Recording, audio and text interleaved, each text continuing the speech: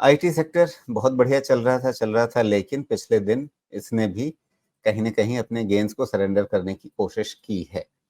तो IT sector के लिए भी थोड़ा-थोड़ा वैसा ही रुझान है जो हमें निफ्टी में दिखा है कि 20 डे मूविंग एवरेज के ठीक ऊपर आकर के कहीं पे रुके हैं। तो क्या यहाँ भी मुनाफ़ा वसूली का समय आ गया है? हाँ, आपने गिरगिट सुना होगा ना राजीव जी, गिरगिट? तो समय समय के हिसाब से रंग बदलते हैं ना, तो हमारा आईटी सेक्टर है ना, वो समय के हिसाब से ग्रोथ सेक्टर हो जाता है, समय के हिसाब से डिफेंसिव हो जाता है। अब आईटी सेक्टर जॉइन कर रहा है हाथ किससे? फार्मा और एफएमसीजी से कि ये डिफेंसिव सेक्टर है और इसमें पोजीशनिंग होनी चाहिए। थोड़े समय पहले तक आईटी ग्रोथ सेक्टर था, ठीक है? भगवान जाने कौन-सा सेक्टर है ये। मुझे सिर्फ इतना पता है कि अगर अर्निंग्स पे इम्पैक्ट आया तो कोई सेक्टर को आप स्पेयर नहीं कर सकते हैं। स्ट्रक्चर प्योर हम बात करें तो निफ्टी आईटी का स्ट्रक्चर लॉन्ग टर्म पॉजिटिव है, शॉर्ट टर्म करेक्शन ट्रिगर हो सकता है। इसका करेक्शन 38,800 के आसपास तक तो हो सकता है, फिर उसकी रीअसेसमेंट करेंगे।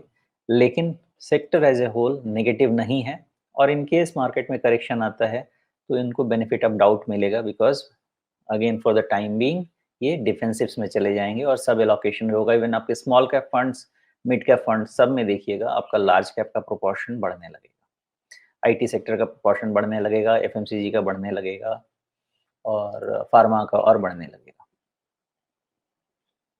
जी। लेकिन फिलहाल अभी इसका चार्ट क्या कह रहा है? क्या हमें इंतज़ार करना चाहिए कि 20 डे मूविंग एवरेज टूटता है या नहीं 39,400 के आसपास? देखिए अगेन ये इन्वेस्टमेंट के लिए तो मैं कुछ नहीं बता सकता इसमें क्योंकि वैल्यूएशंस मुझे नहीं अच्छे लगते हैं।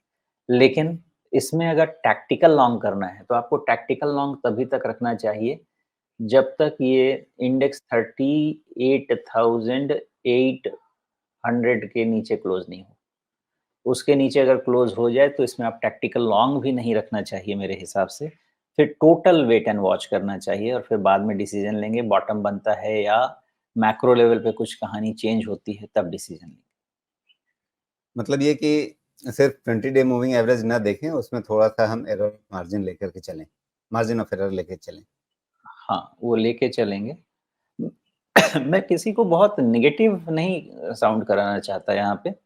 सेफ चलना चाहिए और बस यही ध्यान रखना है कि सेफ्टी के हिसाब से मैं आपको ये सारी चीज़ें रेडी करके रख रहा हूँ। अगर पैटर्न फिर से बुलिश हो जाएँगे, मैं आपको तुरंत बोल दूँगा कि चलिए लगते हैं, कोई दिक्कत नहीं।